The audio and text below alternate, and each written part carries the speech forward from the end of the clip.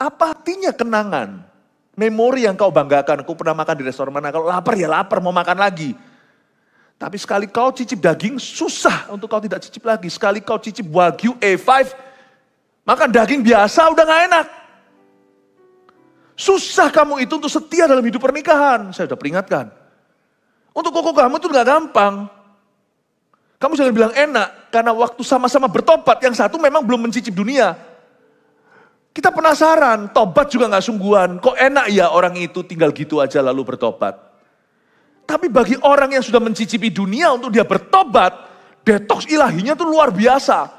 Lain kali dia harus setia pada satu istri misalnya, dia tahu situ mau, sana mau, semua cewek menunggu. Untuk dia setia pada satu itu, iris-iris tahu nggak kedagingannya. Dia nggak bisa berkata, dulu sudah 1000, aku udah puas. Mana ada dosa itu melepaskan tawanannya. Nggak ada puas itu, yang ada kecanduan. For him to stop at one person, that would be like hell in his flesh.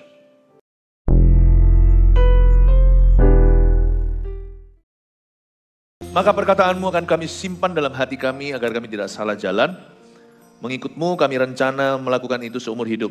Bukan hanya sementara di masa muda, nanti tua, lain cerita, ngomong lagi. Kami mau mengikutmu sampai tua, sampai ubanan kepala, sampai Tuhan menggendong karena kami berambut putih suatu hari. Bahkan sampai kami mati, kalau Tuhan belum datang kembali. Kami tidak mau main-main dengan Tuhan Yesus, kami mau serius. Hamba berdoa supaya kau berikan hati demikian di antara jemaat youth kami. Kami berdoa supaya ada orang-orang yang komitmen sama Tuhan itu seumur-umur, selama-lamanya. Sebagaimana Tuhan telah mengasihi kami, menyelamatkan kami tidak mau meninggalkan Tuhan lagi. Beri kami nasihat bagi pemuda-pemudi. Supaya kami ya Tuhan Yesus, hidup kami ini tidak sia-sia, tapi kami memberikan the first and the best, yang terbaik, terutama kepada Tuhan dulu. Kami mengasihi-Mu, buat hidup kami bermakna, pakai kami secara luar biasa. Ya Tuhan, kami minta supaya Engkau memilih kami untuk perkara-perkara ilahi, perkara-perkara yang besar dan mulia. Tuhan Yesus, sampaikan sabda-Mu, ajari hamba-Mu untuk mengutarakannya dengan baik dan benar, dan mudah untuk ditangkap oleh jemaat. Tutup bungkus dalam nama Yesus, dan sembunyikan di balik salib-Mu. Dalam nama Yesus, haleluya. Amin. Puji Tuhan. Glory to God. Kasih tepuk tangan untuk Tuhan Yesus. Haleluya. Nasihat bagi pemuda-pemudi adalah khotbah saya yang sekarang. Mari kita baca Pengkhotbah pasal 11 ayat 9 sampai 10. Lalu lanjut pasal 12 ayat 1 sampai 8. Saya bacakan semua. Bersukarialah hai pemuda dalam kemudaanmu. Biarlah hatimu bersuka pada masa mudamu. Dan turutilah keinginan hatimu dan pandangan matamu. Tapi ketahuilah bahwa karena segala hal ini Allah akan membawa engkau ke pengadilan. Buanglah kesedihan dari hatimu. Dan jauhkanlah penderitaan dari tubuhmu. Karena kemudaan dan fajar hidup adalah kesia-siaan. Ingatlah akan penciptamu pada masa mudamu. Sebelum tiba hari-hari yang malang dan mendekat tahun-tahun yang kau katakan, tak ada kesenangan bagiku di dalamnya. Sebelum matahari dan terang, bulan dan bintang-bintang menjadi gelap, dan awan-awan datang kembali sesudah hujan. Pada waktu penjaga-penjaga rumah gemetar, dan orang-orang kuat membungkuk, dan perempuan-perempuan penggiling berhenti karena berkurang jumlahnya. Dan yang melihat dari jendela semuanya menjadi kabur, dan pintu-pintu di tepi jalan tertutup, dan bunyi penggilingan menjadi lemah, dan suara menjadi seperti kicauan burung, dan semua penyanyi perempuan tunduk. Juga orang yang menjadi takut tinggi dan ketakutan ada di jalan, pohon badam berbunga, belalang menyeret dirinya dengan susah payah, dan nafsu makan tak dapat dibangkitkan lagi, karena manusia pergi ke rumahnya yang kekal, dan peratap-peratap berkeliaran di jalan. Sebelum rantai perak diputuskan, dan pelita emas dipecahkan, sebelum tempayan dihancurkan dekat mata air dan roda timba dirusakkan atas sumur. Dan debu kembali menjadi tanah seperti semula dan roh kembali kepada Allah yang mengaruniakannya. Kesia-siaan atas kesia-siaan, kata pengkhotbah, segala sesuatu adalah sia-sia. Kenapa banyak orang tidak suka membaca pengkhotbah? Padahal pengkhotbah ini lebih banyak hikmatnya daripada firman yang manis-manis saja. Ada satu orang sepanjang sejarah ditumbalkan untuk kita. Namanya Raja Salomo. Jarang ada orang seperti itu, mungkin dia satu-satunya yang bisa mengalami hikmat sedemikian rupa, tapi kerusakan sama levelnya. Kok bisa ya? Jangan tanya. Yang pasti jangan contoh dia. Karena hanya ada satu, one in a million if not one in a billion. Cuma ada satu di antara sejuta jikalau bukan semiliar manusia. yang diizinkan Tuhan kembali. Gak mungkin biasanya orang sudah semurtad dia, punya, ya sudah selingkuh 1000 kali, bukan 1000 kali, dengan 1000 perempuan beribu-ribu kali. Atau orang yang kaya raya punya segala-galanya, sedangkan Yesus di perjanjian baru memperingatkan, tidak mudah orang kaya masuk ke dalam kerajaan sorga. Lebih gampang unta masuk lubang jarum. Salomo itu akhirnya bisa bertobat. Itu bicara tentang besarnya anugerah Allah. Tapi hati manusia yang kesurupan berkata, kok enak dia. Seperti satu baju dulu ya, ada bukan satu kaos dulu di Bali. Ada tulisannya begini, saya pernah jalan di Kuta. Lalu waktu saya jalan sepanjang jalan itu, saya melihat beberapa orang pakai kaos bunyinya kurang lebih seperti ini. Muda berdosa, hidup kaya raya, pesta pora dan foya-foya, mati masuk sorga. Oh, kok enak. Orang yang sampai mikir kok enak berarti masih ada hawa nafsu yang belum dikendalikan di dalam dirimu. Masih ada angan-angan, itu saya sebut sebagai orang Kristen yang pura-pura karena hatinya masih penasaran. Dia gak bisa bernyanyi, ku telah mati dan tinggalkan cara hidupku yang lama. Karena dia masih merasa, aku belum mencoba. Jadi aku cinta Tuhan itu karena memang apa boleh buat daripada masuk neraka. Gak tulus gitu loh. Hatinya itu gak plong gitu loh. Kenal Tuhan itu sungguh-sungguh menerima. Terima Yesusnya itu setengah-setengah. Aji mumpung, bukan aji mumpung ya, belum teruji. Nanti kalau tiba-tiba ditawari suatu hari, Kristus pun dia tukarkan. Dia gak sungguh-sungguh mati. Kalau ada orang yang waktu baca tentang Salomo berkata, enak ya orang itu ya. Ya dia bisa ngomong begini begitu. Karena dia sudah ada di situ.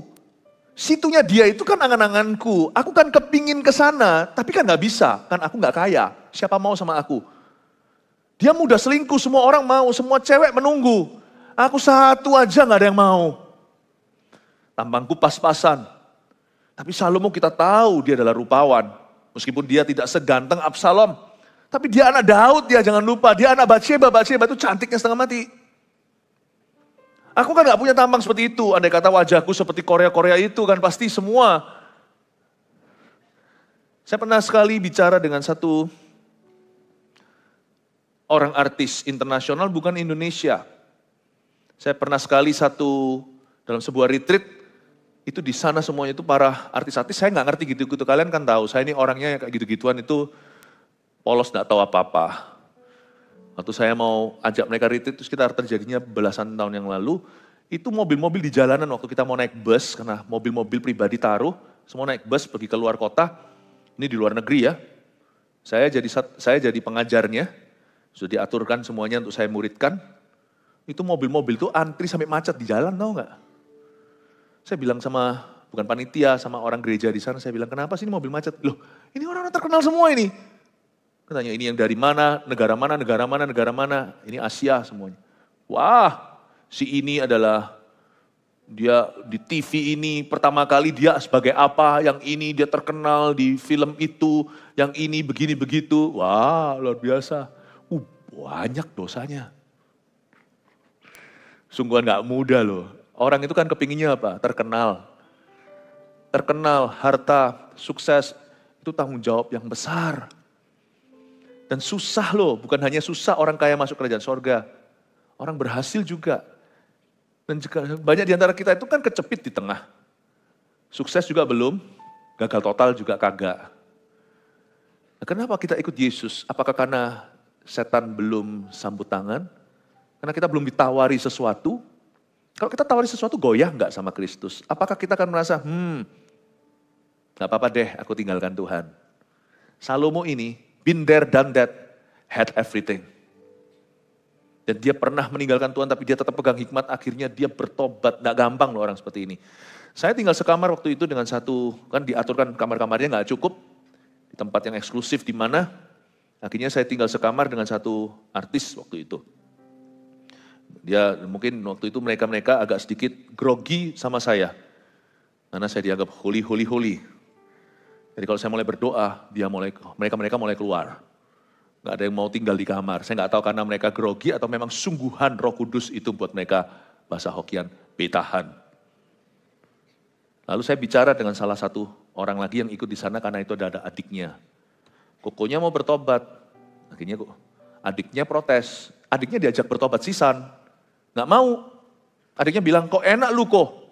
Kira-kira gini bahasa Indonesianya. Kamu sih sudah tidur sama berapa banyak wanita. Aku kan belum. Tak lihat-lihat, ya sih ngerti sih karena kukunya ganteng, adiknya gak seberapa. Kukunya terkenal, adiknya siapa kenal. Kukunya kaya, dia dapat allowance dari kakaknya. Dia penasaran tuh adiknya, membuat saya ingat seperti orang-orang Kristen yang tanggung seperti kita. Kukunya sih mau tobat, sungguhan gak mau. Udah mau tobat bersih sungguhan. Kalau sama saya tobatnya gitu, saya bimbing, saya pelintir pasti. Saya nggak pernah kompromi soal gitu. So, gue nggak peduli lu siapa. Tapi adiknya itu yang ganggu terus. Ayolah adik, ikutlah bertobat sungguh-sungguh, serahkan hidupmu pada Kristus. Tahu nggak? Adiknya protes keras. Nggak mau enak. Nanti ya kalau aku sudah terkenal lu, kalau aku sudah bisa mencoba dunia, dan ngomongnya vulgar. Itu semua cewek cantik. Aku mau satu persatu. Setelah aku dapat semuanya itu aku bertobat seperti lu. Wah, kukunya lihat saya, help me Pastor Philip. Saya ngomong tuh sama adiknya, hey, Dek. Ya, lu tak anggap adik sebelum lu gua bunuh. Enggak, saya nggak ngomong gitu. Cuma mangkel aku. Anak muda kayak gini tuh loh. Tanggung-tanggung, gimana. Terus saya hanya bilang sama dia begini. Hey, lebih sulit loh. Kukumu ajak kamu gitu, enggak gampang. Kamu harus kuatkan dia. Karena lebih gampang kamu bertobat daripada kuku kamu. Loh kok bisa? Meskipun kukumu sudah mencicip seluruh bumi, seluruh dunia, lebih sulit untuk dia itu kembali. Paham gak? Kamu tuh lebih gampang suatu hari kalau kamu menikah dengan wanita idamanmu, kamu setia pada satu. Kukumu sudah mencicip 1000. Dan ketika meskipun kok enaknya, tapi semua yang terjadi di belakang itu sudah histori. Kalian pernah makan? Wah lezat. Besok lapar lagi kan? Apa artinya kenangan? Memori yang kau banggakan, aku pernah makan di restoran mana, kalau lapar ya lapar, mau makan lagi. Tapi sekali kau cicip daging, susah untuk kau tidak cicip lagi. Sekali kau cicip Wagyu A5, makan daging biasa udah gak enak. Susah kamu itu untuk setia dalam hidup pernikahan, saya udah peringatkan. Untuk koko kamu itu gak gampang. Kamu jangan bilang enak, karena waktu sama-sama bertobat, yang satu memang belum mencicip dunia. Kita penasaran, tobat juga gak sungguhan. Kok enak ya orang itu tinggal gitu aja lalu bertobat. Tapi bagi orang yang sudah mencicipi dunia untuk dia bertobat, detoks ilahinya itu luar biasa. Lain kali dia harus setia pada satu istri misalnya, dia tahu situ mau, sana mau. Semua cewek menunggu. Untuk dia setia pada satu itu iris-iris tahu nggak kedagingannya. Dia nggak bisa berkata, dulu sudah 1000, aku udah puas. Mana ada dosa itu melepaskan tawanannya. Nggak ada puas itu, yang ada kecanduan. For him to stop at one person, that would be like hell in his flesh. Dia dengerin saya. Koko kamu itu tumbal. Untuk tunjukkan pada kamu, ujung-ujungnya lihat, menyesal. Malu, ini itu. Nggak gampang. Nah, saya langsung prophesy di sana. Dan kamu nggak tentu loh, ini nggak tentu nanti rumah tangganya akan utuh. Kalau pertobatannya goyang, dia gampang kembali ke masa lalunya. Si adiknya lihatin saya. Kamu jangan bilang dia enak, dia lebih susah. Kalau dia terusin untuk neraka, dia nggak terusin, nggak bisa. Dia tanggung dan dia udah punya memori dan punya karcisnya untuk mau lagi. Untung kamu, saya tunjuk dia. Kenapa kok saya untung? Kamu nggak ada yang mau. Kamu mau rusak pun nggak bisa bablas, paham maksud saya? Dia lihat saya, iya. Udah, baptis sana. Iya, oke, Pastor Philip. Tobat deh akhirnya. Nangkap. Kita ini tanggung banding Salomo semuanya. Sana pingin A, situ pingin B, Salomo punya semua. Dan Salomo kembali berkata, guys please, aku ini tumbalmu. Udah satu aja lah yang miserable seperti aku. Let me tell you, don't be stupid. I was stupid. Here I am broken. Di akhir hayatnya Salomo, gadis Sunem atau Shulamite woman yang jadi, itu loh surat kawinnya itu loh, Kidung Agung. Where was she at the end of Solomon's life? I'm asking you. Dia punya 1999 selingkuh. 700 itu dia sungguh-sungguh, 699 dia nikahi. Suratnya ada. 300 cuman simpanan aja. Gunik-guniknya. Tapi Pada akhir hayatnya, Salomo berkata, andai kata aku masih bisa muda lagi, aku akan makan dengan orang-orang yang sungguh ku cinta, bukan sungguh ku nafsu. Lihat ayat pengkhotbah itu. Karena tidak ada lebih baik di bawah kolong matahari kecuali makan minum dengan kekasihmu. Dan pada akhir hayatnya siapa tahu tuh gadis Sunem itu mungkin dia gak tahu. Nah orang kalau lihat suaminya kayak gitu, apa nggak sakit sampai mati, lus dada sampai meninggal. Gak ada tuh ceritanya. Anda cari coba di pengkhotbah. Dia cuma mengeluh aja, maybe I didn't love you quite as good as I should have. Little things I should have said and done. I could never take the time. But you were always on my mind. You were always on my mind. Itu bukan lagu yang diciptakan oleh Salomo, itu lagu pop modern. Cuman maybe you were always on my mind itu pakai kata yang sudah lalu. Tapi dulu aku selalu mikirkan kamu waktu aku selingkuh. Honey, and when I'm looking for you, waktu aku cari kamu lagi, kau sudah mati. Salomo itu menyesal, gak happy loh. Dan dia anaknya 1000 cewek. Masa gak ada 1000 anak? Itu anak Salomo di mana-mana betul-betul berkembang biak. Pertanyaan saya, siapa yang jadi putra mahkotanya? Namanya Rehabeam, coba baca di Raja-Raja. Itu dalam satu hari yang dikumpulkan oleh Salomo, seumur hidupnya, pecah, tinggal setengah. Half, one day on a gambling table of foolishness. Dalam suatu kebodohan, pecah kerajaan setelah Salomo mati. Oh bukan setengah-setengah by the way, 12 suku, dia cuma tinggal 2/10. 10/12, sorry. 10/12 dari 12 suku meninggalkan rumah Daud. Salomo punya anak segitu banyak, dia gak kenal. Bisa anak muda paling bodoh yang dia serahi mahkota. Kemungkinan bukan karena dia gak kenal. Memang semua anaknya gak keruan. Ujung akhir hayatnya, Salomo menderita lihat keturunannya rusak. Dan sudah beyond repair, tidak bisa diperbaiki. Dia balik dari masa depan kita dan berkata, guys, young people, I was young. Dan aku dulu muda. Please jangan buang dan sia-siakan masa mudamu. Jangan seperti adik artis itu. Jangan jadi orang Kristen yang penasaran. Berarti kita gak sungguh-sungguhan dengan Tuhan. Saya gak perlu coba seluruh dunia untuk saya bertobat. Saya bertobat karena saya pintar. Karena saya tahu kebenaran. Amin. Kalian harus tahu tumbalnya adalah Salomo. Dan kitab pengkhotbah adalah kitab pertobatannya. Surat nikahnya itu kitab Kidung Agung. Yang bisa kita artikan hari ini tentang kasih mesra yang sejati. Termasuk kita bisa artikan waktu kita baca Kidung Agung. Kita bisa artikan juga secara rohani hubungan kita. Mempelai pria dan wanita. Mempelai pria adalah Kristus, mempelai wanita adalah gereja. Tapi ini adalah kitab pengkhotbah. Selain itu kitab-kitab waktu dia masih waras itu keluar Amsal. Beberapa kitab Mazmur dia tulis. Ternyata Salomo itu bukan hanya pintar perkapalan, bisnis, politik, kerajaan, dia juga buat buku Amsal, bestseller, lalu habis itu dia juga gubah lagu, beberapa lagu itu ciptaan Salomo di kitab Mazmur. Tidak semuanya Daud. Ada pula Musa itu juga musically talented. Coba saya tunjukkan sedikit ini, karena saya penting untuk menjelaskan kitab pengkhotbah sebelum saya masuk ke esensinya. Karena saya rasa kitab pengkhotbah ini justru dibutuhkan oleh pemuda-pemudi, tetapi kenapa dihindari? Banyak orang salah ngerti, karena sebenarnya padahal ini adalah firman yang sangat indah. There's no book like this in the whole entire Bible that is back from your future to tell you to prepare for your own future. Tidak ada kitab seperti ini yang kembali dari masa depan tanpa melewati mesin waktu, tapi melalui the story atau cerita seorang yang ditumbalkan. Dia bisa kembali 1 di antara 1.000.000 atau 1.000.000.000 orang. Kau jangan coba-coba. Kalau kita jadi Salomo, gak balik, saya garansi. Pasti binasa. Ya, udah kita bisa lihat ini. Sekarang mari kita lihat nasihat bagi pemuda-pemudi. Mari kita lihat sekarang ayat ke-9. Bersukaria dialah, hai pemuda, dalam kemudaanmu. Biarlah hatimu bersuka pada masa mudamu. Are you serious? Salomo ngomong begitu. Dan turutilah keinginan hatimu dan pandangan matamu. Tapi ketahuilah bahwa karena segala hal ini, Allah akan membawa engkau ke pengadilan. Berhenti ayat 9. Ayat 9 dulu waktu saya baca, saya curiga, jangan-jangan ini bahasa sarkastik.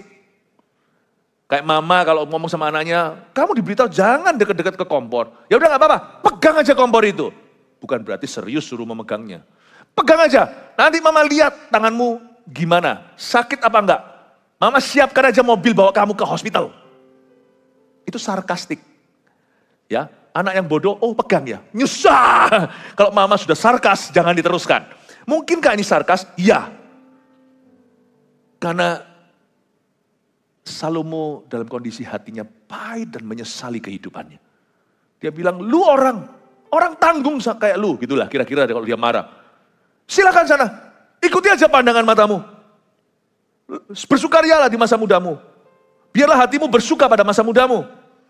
Tapi ya, ketahuilah bahwa Allah akan membawamu ke pengadilan. Ujung-ujungnya gak enak. Bukan hanya pengadilan itu artinya binasa. Karena zaman Salomo hidup, belum ada pewahyuan tentang sorga dan neraka. Tapi yang dimaksud dengan Allah membawa engkau ke pengadilan adalah ujungnya kamu akan menyesal kayak aku. Aku adalah manusia yang punya segala-galanya, ujungnya aku kehilangan segala-galanya. Aku nyesel buat apa? Dalam satu kalimat Yesus bisa merangkumkan keturunan Daud ini. Yesus keturunan Salomo berkata, apa gunanya seorang memperoleh seluruh dunia, namun kehilangan nyawanya. Nyawa itu bukan berarti mati. You lose the very life in you. Pada akhir hayatnya Salomo itu cari istrinya lah. Sampai dia berkali-kali berangan-angan yang terbaik di bawah kolong matahari adalah makan dengan mereka. Makan dengan kekasihmu dan dengan anak-anakmu. Salomo di akhir hayatnya nyanyinya begini, di mana anakku, di mana istriku. Ujung hayatnya hanya mengeluh, where's my wife, where are my children. Wanita banyak. Tapi waktu dia sudah tidak bisa bernafsu, karena usianya sudah rentah, pikirannya kembali ke kasih. And kasih, love was nowhere to be found. She's dead. Gadis Sunem itu mati kah? Nggak ada yang tahu. Waktu dia merindukan keturunan yang bisa diajak omong, gak ada semuanya. Anak cucunya semua sudah rusak, tak ada satupun bisa jadi pilihan Tuhan. Ini sarkas, ya. Tapi sebenarnya di ayat 9 ini juga ada satu poin yang penting. Bersukarialah hai pemuda dalam kemudaanmu, biarlah hatimu bersuka pada masa mudamu. Berarti di masa muda sebenarnya ada kesukaan-kesukaan yang sah. Paham ya? Kita itu bisa nikmati hidup kita itu tanpa harus berbuat dosa loh. Dari sejak Taman Eden kebenaran ini sudah nyata. Tuhan bilang, tapi setan membengkokkan. Tuhan bilang gini sama Adam, kamu itu boleh makan buah dari semua pohon. Kecuali satu. Dosa itu dikepung. Dosa itu overrated. Kamu tuh bisa nikmati hidup loh. Tanpa kamu harus tanpa harus kamu memetik dari pohon yang dilarang itu. Pohon pengetahuan tentang baik dan tentang jahat. Boleh loh. Dan gak semuanya itu harus rohani. Ada satu pohon yang paling rohani di Taman Eden, yaitu pohon kehidupan. Makanya waktu Adam jatuh dalam dosa, pohon itu dilindungi oleh malaikat. Dengan pedang terhunus pula. Supaya jangan setelah dosa, seenaknya dia makan, lalu dia ngalami berkat-berkat rohani. Setelah dia jatuh dalam dosa, petik dari situ dia dia terima kehidupan kekal. Nggak bisa, dosa harus ditanggulangi, harus ada yang mati. Makanya Kristus harus jadi Mesias. Ada satu pohon yang super rohani, namanya pohon kehidupan, the tree of life. Tapi Tuhan berkata di Taman Eden pada Adam dan Hawa, kamu boleh makan dari semua. Siapa suruh kamu selalu rohani, selalu menyembah, selalu baca Alkitab saja? Kamu itu punya banyak berkat di hidupmu itu without having to sin, tanpa harus berdosa. Kamu boleh makan dari pohon semangka. Kamu bisa makan dari pohon durian, gak suka ya udah. Durian itu kan dibenci atau dicinta. Kamu bisa makan rambutan, kamu bisa makan dari pohon ini, pohon itu, semua tanaman. Tapi satu aja jangan kamu jamah. Pohon pengetahuan tentang yang baik dan yang jahat itu. Boro-boro orang-orang itu di situ Adam dan Hawa kudu maunya pegang pohon itu. Pokoknya Tuhan bilang jangan, dia mau. Sebenarnya ada setan. Setan ngomong gini, bukankah Tuhan berkata, kamu tidak boleh makan dari semua pohon, dibalik. Lalu setan juga bisa bisiki terbaliknya satu lagi, gak ada di Alkitab. Tapi saya tahu kalau dia dikasih waktu, dia bisa lebih kreatif. Tapi manusia di level 1, ronde 1 langsung KO, langsung petik. Kalau coba ronde 2, mungkin setan ngomong begini. Hei, kamu cuma disuruh makan dari pohon itu ya. Pohon kehidupan ya. Waduh kayaknya, aku cuma boleh rohani, yang lainnya jangan. Nonton TV dosa, baca koran dosa, lihat Instagram dosa. Semua jadi dosa. Aku cuma disuruh sembahyang saja. Cuma disuruh setiap hari pagi, siang, malam, siang, pagi, petang. Gak boleh punya hobi. Cuma baca Alkitab saja. Setan juga bisa buat kamu ekstrim supaya kamu jatuh. Kamu hanya bisa makan dari satu pohon. Pohon kehidupan. Sisanya jangan. Jadi kita jadi rasa salah paham. Boring hidup dalam Tuhan cuman gini-gini aja. Actually sebenarnya ada banyak pleasure, kenikmatan hidup di masa muda kita yang Tuhan berikan cuma-cuma. There is not necessarily any meaning. Tidak tentu ada maknanya. Nggak tentu. Tapi Tuhan izinkan itu sebagai seasoning, sebagai bumbu yang lesat di masa muda kita. Olahraga contohnya, saya dulu suka main bola basket. Olahraga. Karena saya suka tim sport, tapi suruh olahraga malas sekali. Apalagi suruh treadmill gitu kayak orang tua. Suruh jalan lari, ada orang yang suka maraton malahan. Saya sih malas kalau cuma lari begini. Lain cerita kalau semuanya pemandangannya gimana. Kalau larinya cuma di jalan gitu aja, aduh. Saya lebih suka sports yang tim, yang kontak. Main basket segalanya sampai terluka berkali-kali. Ya, jadi sebenarnya orang kalau cuma mau sehat sebagai berkat Tuhan, gak usah fun sih. Treadmill jalan pun tetap sehat. Tapi Tuhan kasih beraneka ragam. Sports itu ciptaan manusia. Tapi Tuhan ciptakan kita dengan berbagai macam kemampuan. Ada orang yang dilatih kemampuannya, punya bakat, tapi semakin diasah, semakin mahir. Kakinya itu loh, bisa dengan mudah membuat bola itu masuk ke gawangnya sekalipun berpuluh-puluh meter jauhnya. Tapi ada orang yang tangannya itu lihai. Bisa begitu bola masuk ke sana. Ada bukan pakai tangan, ada yang pakai raket. Ya, bahkan bisa mengembalikan dari antara dua kakinya. Dari belakang begitu, badminton ceritanya. Tuhan ciptakan berbagai macam pohon dalam olahraga. Sebenarnya masing-masing tetap bisa sehat. Dan itu semua gak ada meaning, itu cuma bumbu. Seasoning in life. Find those activities, young people. You can enjoy your youth without having to sin. Enjoy pohon-pohon yang lain.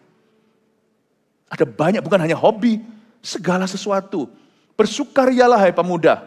It's okay, bukan hanya sarkas. Dalam kemudaanmu gak apa-apa. Gak apa-apa. Pilih aja. Saya sih berhenti basket karena waktu saya main keterlaluan, saya terluka berapa kali dan itu jadi bad for my knee. Jadi I have to stop. Saya harus berhenti. Sekarang saya menemukan olahraga yang lain. Ya. Bersukarialah hai pemuda dalam kemudaanmu, biarlah hatimu bersuka pada masa mudamu dan turutilah keinginan hatimu dan pandangan matamu. Tapi ketahuilah, lihat sekarang ya, ayat B, tetapi ketahuilah bahwa karena segala hal ini Allah akan membawa engkau ke pengadilan. Namun demikian semua kenikmatan di masa muda itu merupakan kasih karunia Allah. Jadi bukan kesempatan untuk berdosa. Anggaplah semua mau cooking lah, masak lah, beberapa orang suka inilah, suka itulah. Whatever it is, apapun itu juga yang nyeleneh gak apa-apa. Asal jangan twisted, jangan bengkok dari jalan Tuhan. Just do it. Ya. Ada orang yang sense of fashionnya itu lebih bisa diterima. Ada yang selalu unmatching. Unmatching itu bukan hanya event sekali-kali di youth dan teen. Orang itu setiap hari unmatching.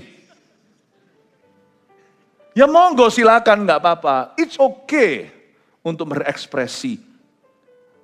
Tapi semua creativity, semua kenikmatan, semua pleasure, semua hobi, bahkan segala sesuatu yang nanti bisa jadi karirmu, everything di masa muda itu berkat Allah. Dan you use it to glorify God. Jangan kita main tim sport, habis itu kita sumpah serapah, berkelahi di lapangan. You see, don't turn a blessing into a curse. Karena segala sesuatu di masa mudamu itu, tetapi ingatlah bahwa semua itu akan Tuhan bawa ke pengadilan, itu bukan ancaman. Tapi Tuhan memberitahu pada kita bahwa ujung hidup kita itu kekekalan. Dari sudut pandang itu kau lihat semua kenikmatan, semua berkat di masa mudamu itu, jangan kau salah gunakan sebagai kesempatan untuk berdosa. Tapi syukuri sebagai berkat Allah. Nikmati, alright? Dan sembari muliakan Allah dengan hal itu. Gak perlu memuliakan Allah itu, kalau saya zaman dulu main basket itu, masuk dribble sambil berbahasa roh ya gak usah lah. Lalu waktu masuk, haleluya, praise Jesus. Yeah, praise the Lord. Gak usah. Masuk ya masuk. Masuk ya masuk. Gak usah selalu ingat Tuhan. Sebab semua itu dari Tuhan. Bisa gak kita tuh moderat dalam hidup? Gak harus jatuh dalam kecanduan. Why sih? Kenapa sih kita jalan itu selalu harus tergoda dengan orang cantik, orang cakep? Why do you always have to think sexually? Kenapa sih? Kenapa kita bisa melihat orang cantik gitu ya misalnya? Dan memang kalau kita belum waktunya ya nggak usah. Kalau memang belum waktunya bangun, Yang nggak usah nyalakan wakernya. Kalau kita lihat cantik gitu ya, nggak harus hati kita itu dak dikduk boleh, tapi nggak usah panik. Aku harus memiliki. Cukup syukuri aja ya ada orang cantik. Why do you have to fantasize her?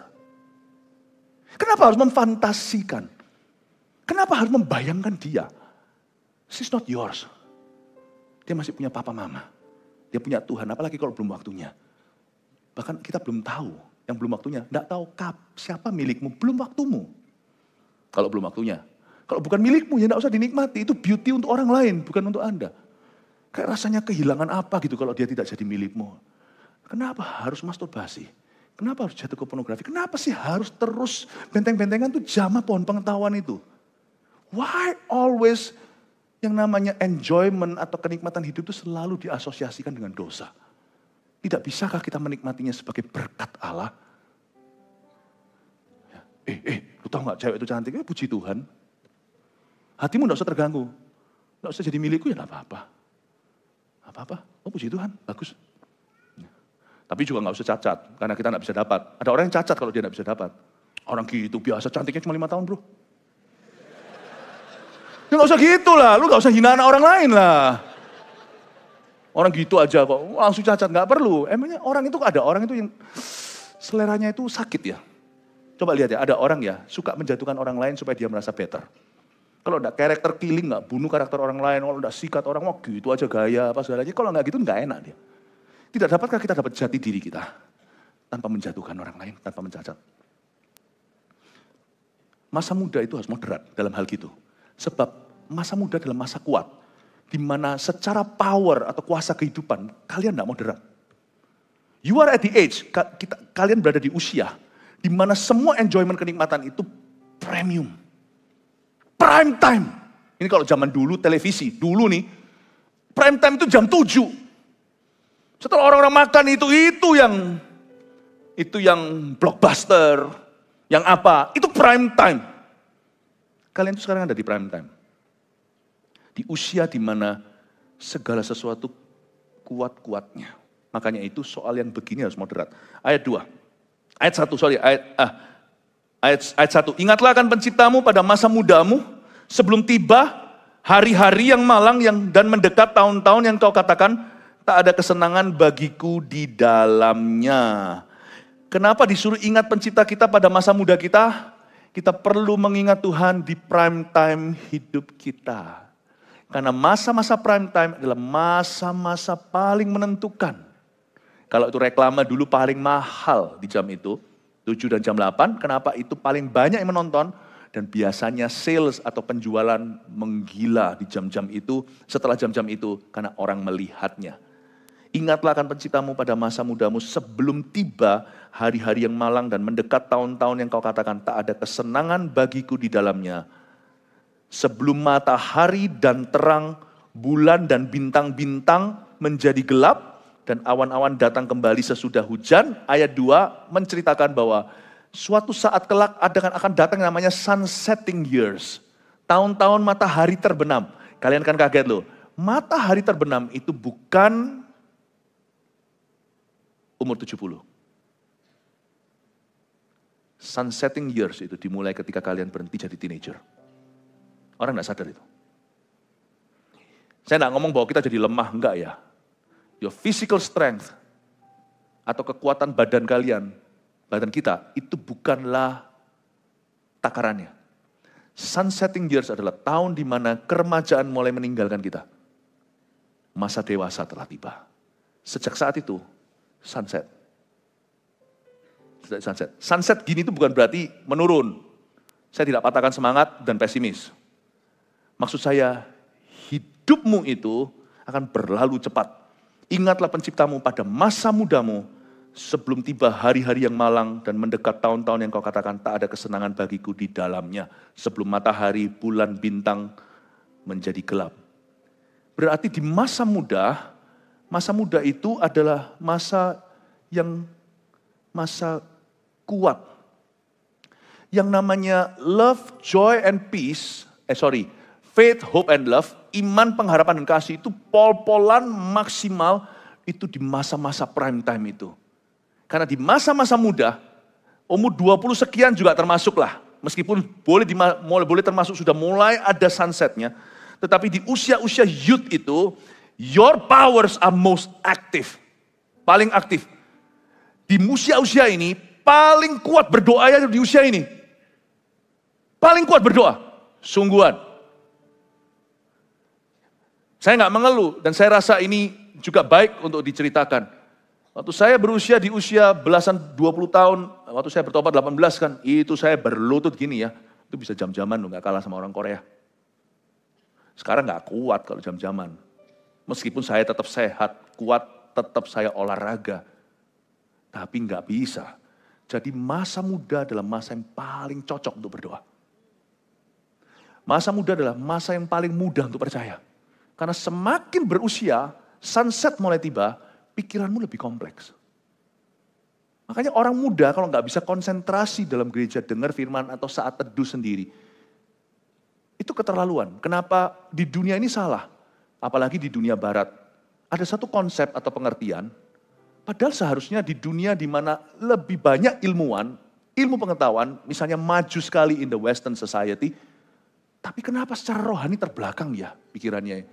Kok bisa menerima sesuatu yang adalah dusta?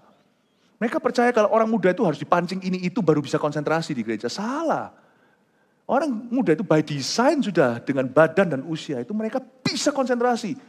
Orang tua itu lebih susah, lu tahu nggak? Kalau saya khotbahin orang tua misalnya om tante yang sudah usia-usia gitu, itu untuk menahan kantuk itu lebih nggak gampang. Orang muda itu lebih mudah berdoa, lebih mudah percaya, lebih mudah mengampuni, tahu nggak? Makanya kalau ada di sini yang usianya muda tapi selalu kepahitan, setiap kali doa mesti jerit-jerit, cepatlah tua. Karena kamu bertindak di luar usiamu. Usiamu itu paling gampang tahu. Anak kecil itu paling mudah lagi. Anak-anak saya dulu juga, nggak mau main sama Cici atau nggak mau main, barusan ngomong begitu. 5 menit kemudian, Cici. Pernah lihat gak anak kecil jambak-jambakan atau cakar-cakaran? Nangis, berapa menit kemudian main bersama? Anak muda itu paling, meskipun bukan anak kecil, anak muda itu paling gampang untuk mengampuni. Jadi kalau sampai kalian tuh kerasukan kepahitan, itu keterlaluan. Just go become old lah. It's illegal for you to be young. Itu setan bohongi kamu. Orang muda itu paling gampang untuk sembahyang. Paling gampang untuk percaya.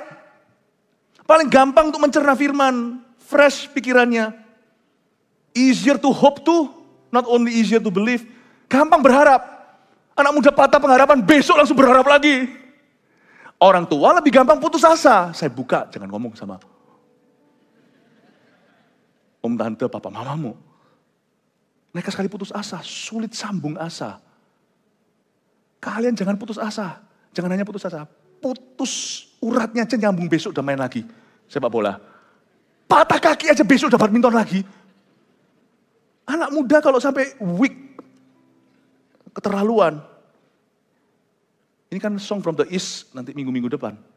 Orang muda kalau gitu tuh keterlaluan. Dan it's easier for you to bear the cross. Lebih gampang untuk kalian itu memikul salib.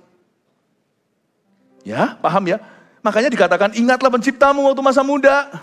Sebelum tiba bla bla bla, matahari dan terang, bulan dan bintang jadi gelap segala. Bagaimana caranya kita mengingat pencipta kita di masa muda? Ada beberapa hal yang saya bisa tawarkan. Yang pertama, ini bukan PowerPoint-nya, nanti ada. Ya, yang pertama caranya gimana kita mengingat Tuhan atau pencipta kita di masa muda kita? By admitting that you are not your own. Dengan mengakui dan setuju dan agree bahwa diriku bukan milikku. Tuhan yang jadikan aku, Tuhan yang buat aku ini miliknya Tuhan.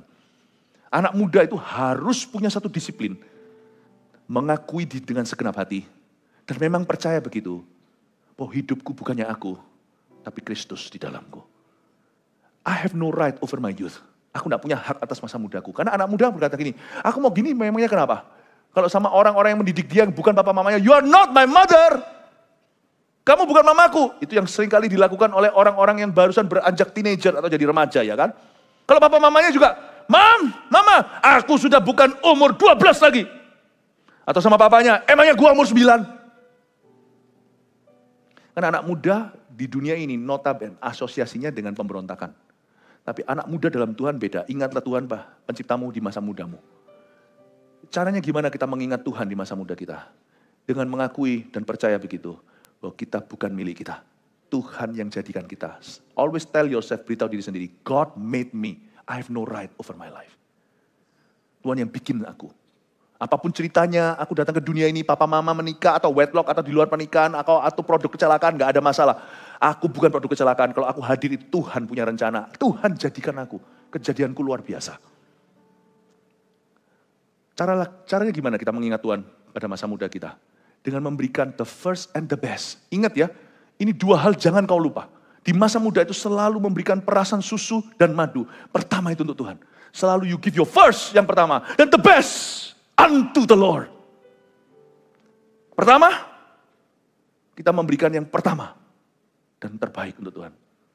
Saya tetap kembali kepada konservatif value, nilai konservatif. Kalau belum terlambat, kalau sudah, anggaplah mulai hari ini kau mulai. Berikan your first sex. Only in marriage, holy matrimony. The first unto the Lord. Untuk Tuhan. Dengan istrimu yang sah, suami yang sah. Karena sekarang standar berbeda, berubah. Termasuk di gereja loh. Waduh luar biasa, saya pernah ketemu lain lagi cerita. Ini di dunia barat, waktu saya di Amerika. Saya ngomong-ngomong dengan seseorang yang kelihatannya kayak, wah Tuhan, Tuhan, Tuhan. Kan kita bisa terkecoh, tapi hati saya ragu. Kenapa dia itu selalu tinggal sama pacarnya? Lalu saya tanya sama dia, kalian tinggal sama-sama? Iya, buyarlah semua dia ngomong tentang Tuhan. Ada banyak pergeseran di dunia ini. Di Amerika sekarang atau di negara barat banyak yang namanya post-Christian society. Atau sudah pasca kekristenan. Mereka masih Kristen, masih ngomong Kristen, tapi mereka sudah hidup sesuai dengan norma mereka, bukan firman Allah. Saya bilang, cannot lah. If you really trust Jesus, kalau kalian sungguh-sungguh love Jesus, nggak bisa, kamu harus memberikan the first and the best untuk Tuhan. Saya tetap pegang norma itu sampai hari ini, termasuk soal uang. Dari sejak saya pegangnya itu dulu masih allowance, bukan income. Saya dulu pegangnya dengan uang saku kan masih sekolah. Saya bersyukur dikasih orang tua yang membiayai saya. Sampai hari ini saya nggak berubah. The first sulungku selalu kuberikan pada gereja. Dan yang terbaik selalu kuberikan meskipun bukan presentasi besar karena saya punya kehidupan yang harus saya hidupi, penghidupan maksudnya. Tapi saya selalu memberikan yang terbaik dulu. Sebelum kecampur apa-apa. Dan yang terutama kepada Kristus. Seks, uang. Hariku sampai hari ini 32 tahun saya kenal Tuhan. Saya selalu memberikan my first and my best. Tiap pagi saat teduh pribadi. Selalu Alkitab yang kupegang dulu. Saya tidak berubah soal itu. Saya tidak berani khotbahkan kalau saya tidak hidupi. Dan kalau saya khotbahkan saya nggak berani tidak hidupi. Alkitab mengatakan ingatlah penciptamu di masa mudamu. Saya masih muda. Meskipun lebih tua dari kalian. Tapi izinkan saya memberitahu sedikit lebih jauh in your future. Saya tadi bilang di kebaktian sebelum ini, coba lihat kami ini masa depanmu, I'm your future. Meskipun gak semua di sini jadi pendeta, kita punya kehidupan dan panggilan lain-lain. Tapi secara garis besar, I'm your future. You're my past. Kalian masa laluku. Ya, saya beritahu bahwa sebenarnya sunsetting sudah mulai di usia-usia begini. Makanya kalian harus bangun sesuatu. Ingatlah Tuhan penciptamu di masa mudamu. Caranya gimana? By giving him always the first and the best. Yang pertama dan yang terbaik. Amin. Berikut ini kita akan lihat. Karena ini adalah buku poetik atau buku puisi yang seperti kiasan. Sebenarnya a lot of sense of humor. Ada banyak sekali selera humor di dalam ayat-ayat yang akan saya bacakan berikutnya. Mulai kita lihat sekarang dari ayat yang ketiga. Karena di ayat 2 tadi kan sunsetting. Coba kita lihat ya. Pada waktu, kita ulang aja. Ya. Ulang dari ayat 1, ingatlah kan penciptamu, sudah. Ayat 2, sebelum matahari terang bulan bintang jadi gelap ya. Lalu sekarang mulai kita lihat tanda-tanda fisiknya ayat 3. Pada waktu penjaga-penjaga rumah gemetar. Memang belum sekarang. Tapi Alkitab mengatakan ini lucu sekali. Penjaga rumah gemetar, mau tahu penjaga rumah itu apa? Your hands and arms mulai tremor. Kau hargai loh tangan bisa lurus begini. Karena ada waktunya nanti waktu tua tangan gini. Jadi si siapa namanya Salomo berkata, kamu harus nikmati hidup, tapi gak harus berdosa saudaraku. Dan kamu harus belajar dalam segala keputusan, pertimbangkan jauh hari dampaknya. Whatever decision you making, today will affect your future, akan mempengaruhi masa depanmu. Pastikan apapun keputusanmu, mikir dulu 10 tahun ke depan ini kira-kira apa akibat keputusan saya. Orang muda yang punya Roh Kudus harus bisa mikir begitu. Saya kasih tugas deh. Whatever, apapun keputusan, apalagi keputusan besar, mikir gini. 10 tahun dari sekarang ini dampaknya apa? Ya, karena nanti ke depan, semua kita akan melalui kurang lebih 11-12 hal-hal ini. Ayat 3, pada waktu penjaga-penjaga rumah gemetar, beberapa orang tangannya akan tremor. Dan orang-orang kuat membungkuk, orang kuat di sini bicara tentang kaki, dan juga your back, atau struktur badanmu yang namanya tulang punggung ini akan mulai membungkuk. Perempuan-perempuan penggiling berhenti, itu gigi. Ini ayat-ayat lucu loh. Gigimu itu mulai malas menggiling. Berhenti karena kurang jumlahnya. Burung kakak tua tinggal di jendela. Ya, gigiku tinggal 2. Kok gitu ya? Nenek sudah tua. Giginya tinggal 2, lagu sia-sia gini biasanya saya nggak hafal. Tapi Pastor Mac, J-Mac biasanya selalu hafal yang sia-sia. Dibantu kok malah menusuk ya, sorry bro. Sis. Ini lucu nih, perempuan-perempuan penggiling, dia nyindirnya halus.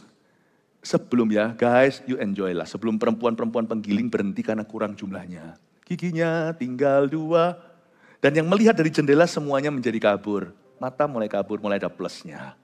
Ya, tadi di kebaktian sebelum ini saya ceritakan kebodohan saya waktu saya masih SMP 1.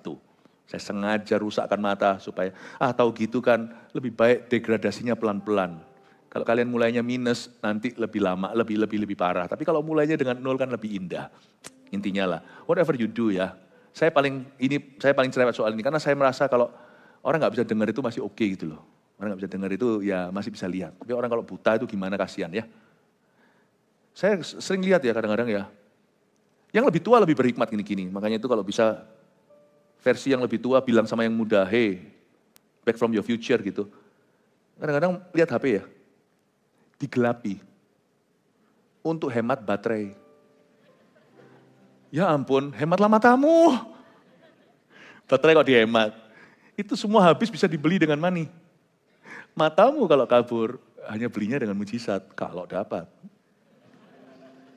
Melihat dari jendela, semuanya menjadi kabur. Saya rasa kita perlu hikmat ya, whatever it is. Ini bukan rohani ya, halal jasmani pun perlu hikmat. Dan pintu-pintu di tepi jalan tertutup, dan bunyi penggilingan menjadi lemah. Bunyi penggilingan menjadi lemah. Waktu kita masih usia berapa gitu tuh, dari jauh pun dengar sepur, dengar apa, atau udah terganggu. Ya, bunyi penggilingan menjadi lemah. Karena pendengaran mulai, Itu orang kalau usia tua, jangan kita ketawai loh, karena itu serius. Karena kita semua juga akan tua. Enggak, Pak Sepir, saya tidak akan tua. Mau mati muda. Cepat lambat semua akan bergabung dengan GMS senior. Kecuali nggak mau junior terus. Nggak ada orang awet muda. Yang ada hanyalah mati muda. Karena itu kalian harus hati-hati. Whatever you decide, think not twice. No need to think twice lah. Semua udah jelas. Always think 10 years to come. Apapun itu, think 10 years to come. Salah satu hal yang tidak bisa kita ini adalah, terus terang ya, teman-teman kita yang akan stay sama kita, ini bukan hukum Allah, tapi ini pengalaman. Ini bisa beda-beda, tipis-tipis, ada perkecualian. Tahu nggak ya? Di masa muda kita bisa memberontak pada Allah karena teman. Makanya kita cari teman yang benar. Biasanya teman-teman di dalam pelayanan itu yang langgeng sampai kita bawa sampai hidup kita mature nanti. Keluarga so pasti. Tapi teman-teman yang ajak kita gimana-gimana juga nggak akan jauh sih. Dan teman-teman masa-masa biasanya di usia-usia remaja itu teman itu segala-galanya. Friends is everything ya. Ingat ya, pengalaman yang saya lihat dari begitu banyak orang, karena bukan menjadi patokan kebenaran, tetapi saya melihat ada banyak sekali cerita hidup orang. Karena semakin Anda berusia, semakin banyak cerita. Semakin Anda tahu orang. Saya lihat ya, hampir teman-teman yang dibawa dari usia yang masih belia, misalnya remaja ya, usia-usia teen itu. Enggak semuanya langgeng loh, kecuali teman pelayanan. Biasanya reuni-reuniannya juga enggak terlalu gimana, atau teman dekat gimana itu biasanya nanti justru kau dapat di usia 20-an. Atau mendekati itu. Berapa teman-teman yang nanti mapan sama kalian, sampai ujung-ujung itu betul-betul mutual benefiting. betul-betul saling membangun, yang benar-benar teman yang kau bawa jauh dalam hidup itu adalah teman dalam ministry, teman dalam Tuhan. Gak tentu bisa teman sekolah atau bukan, tapi yang teman sekolah doang, bukan dalam pelayanan dan teman dalam Tuhan, apalagi yang partners in crime itu gak bisa kau bawa jauh. Ini bisa perkecualian, Anda bisa mendebat, oke? Tapi ini pengalaman orang yang lebih berusia. Saya melihat lebih banyak, saya melihat begini. Lalu kenapa kau bela nih teman-teman rusak itu di usia-usia tertentu, kalau kau tahu akhirnya, ujungnya dia jadi teman biasa suatu hari. Think 10 years to come. Jarang ada yang sampai gimana. Teman-teman yang biasanya di depan, di tengah-tengah itu yang biasanya langgeng sampai ke depan. Tidak sedikit banget yang namanya orang jatuh cinta saat SD kelas 5. Itu jadi suami istri sungguhan. So don't worry if you're broken heart hari ini di SMP dan SMA. Kemungkinan besar memang gak ada apa-apa suatu hari. Lu gak usah bunuh diri. Ngapain masuk neraka untuk seseorang yang akhirnya suatu hari kau tidak cinta? Skip ini.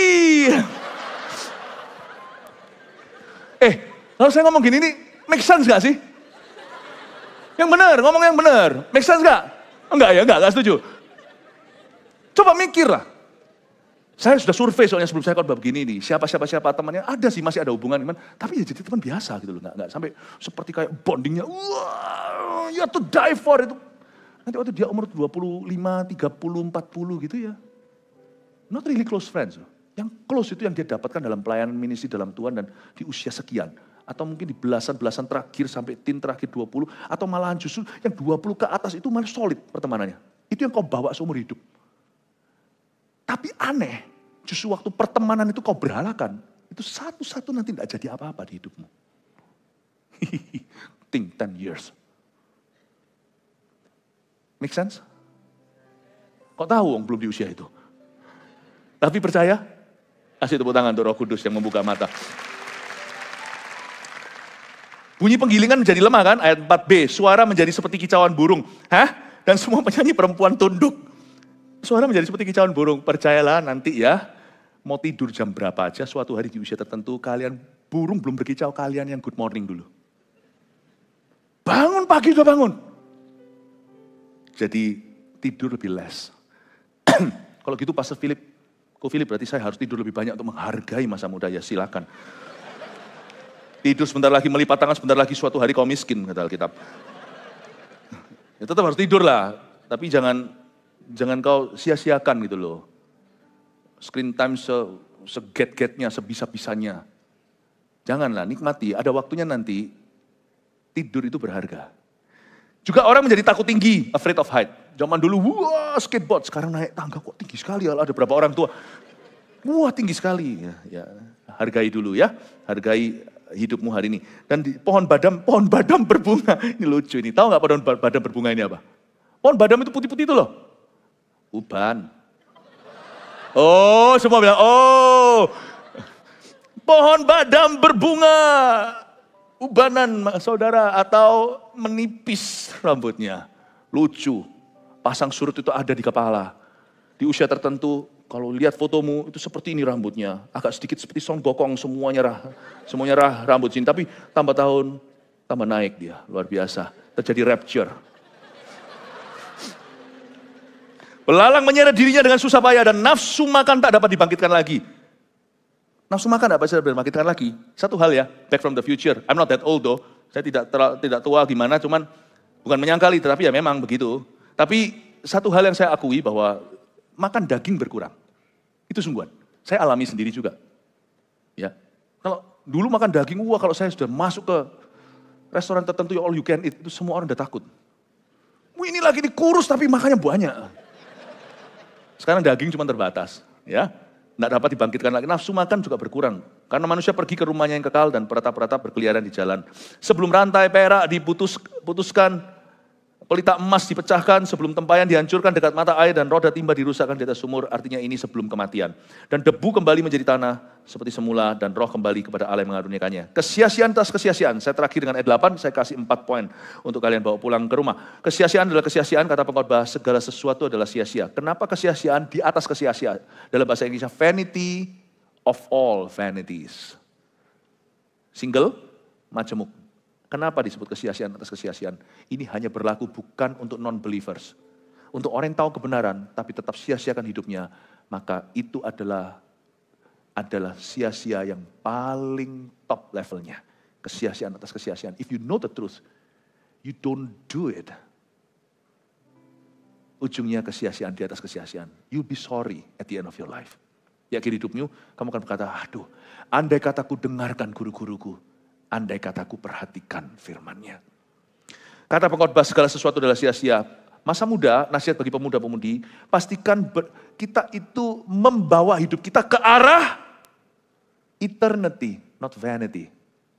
Kekekalan, bukan kesia-siaan. Karena itu ada 4 poin yang saya bisa rangkumkan untuk kalian. Yang pertama, sebagai summary yang kita pelajari, nikmatilah masa muda tanpa harus hidup dalam dosa. Yang moderat aja. Tapi kalau sama Tuhan yang radikal. Tapi kalau kalian bekerja, sekolah, or whatever, apapun yang kau lakukan, you do it for Him, lakukan untuk Dia. Pastikan excellence is the lowest standard. Standar yang paling rendah itu excellence. Atau yang terbaik. Ku beri yang terbaik, gitulah ya. 2. Buatlah keputusan dengan mempertimbangkan dampaknya 10 tahun ke depan. Catat ini, renungkan. Kita pengkhotbah luar biasa. Karena kita pengkhotbah itu saya mengintip masa depan saya sendiri. Selama kita belum mati, kita semua punya masa depan. Dan kita pengkhotbah relevan untuk kita. Saya juga sama, saya terus. Yang membuat saya hari ini, kalau ditanya, kenapa hari ini saya tidak membuat keputusan bodoh? Kenapa saya tidak mau sengaja jatuh? Kenapa saya masih berdiri?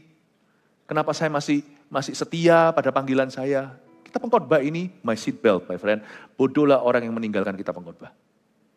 Karena dia tidak bisa lihat masa depannya. Ya, dia pasti jatuh. 3. Sadarilah bahwa masa muda itu sebentar saja dan masa tua lebih lama. Loh kok bisa? Loh sungguhan. Kalian ingat gak masa kecil kalian waktu kalian balita? Lahir sampai umur 5. Siapa yang masih ingat? Saya masih ingat samar-samar. Ya. Tapi berlalu cepat ya. Karena waktu kalian sadar, kalian sudah SD. Ya kan? Masa kecil itu lebih bentar lagi. SD siapa yang masih ingat? Detil semuanya. Lebih ingat universitas, masa kuliah. Iya kan? Teenager, masa remaja. Yang disebut teen bahasa Inggrisnya itu kan dimulai dari bukan 12. 12 itu kan 12.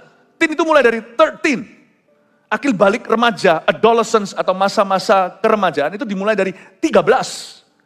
13, 14, 15, 16, 17, 18, 19. 13 sampai tin cuma 6 tahun doang. Lalu 20, sudah bukan teenager lagi. 20 itu cepet banget. Masa muda. Kalian umur 25 misalnya usia menikah, 27 segalanya sudah tidak tergolong youth lagi. Misalnya. Cepet. Nah, kalian mau hidup sampai umur berapa? 30. Aku mau ikut Tuhan Yesus sampai 33,5. Tuhan Yesus disalibkan. Kamu ngapain mati umur 33? Waktu kamu umur, taruh aja lah, before 30, 27 lah taruhlah. Kalau kita hidup sampai umur 70, masa tuamu lebih lama. 70 kurangi 27, ayo matematikanya, 43. 27 lah anggaplah masa mudamu. 43 tahun masa tuamu. Do not be stupid. This is modal 27. 43 itu tuayanmu. Invest itu di sini 27. Ini adalah returnmu. Kalau 25, 45 tahun versus 25. Kalau itu 70 tahun. Tak lihat wajahnya di sini, kalau saya lihat semuanya, kayaknya panjang umur nih. Kalau nggak percaya, setiap tahun kan dinubuatkan panjang umurnya.